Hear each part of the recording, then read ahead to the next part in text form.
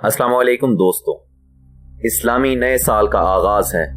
तमाम दोस्त अहबाब और अजीज़ व अकारिब एक दूसरे को नए साल की मुबारकबाद पेश कर रहे हैं। क्या हमें मालूम भी है कि इस नए साल के आगाज़ में क्या हुआ था? यकम मुहर्रमुल हराम हज़रत उमर फ़ारूक जो कि तीसरे खलीफा राशिद हैं, ये दिन उनकी शहादत का दिन है। और 10 मुहर्रमुल हराम को नवासा रसूल हज़रत हुसैन रज़ी अल्लाहु अन्हु ने इस्लाम की खातिर कुर्बानी दी और जुल्म के खिलाफ लड़कर जामे शहादत नोश किया।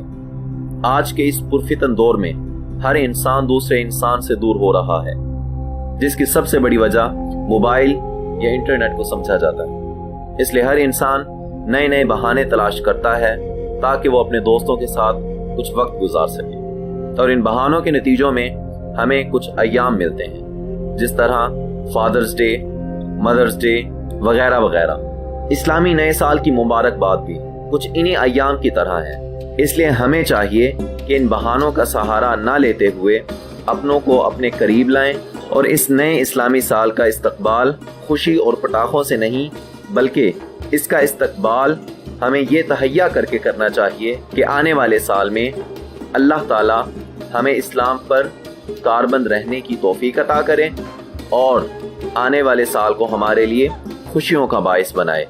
शुक्रिया।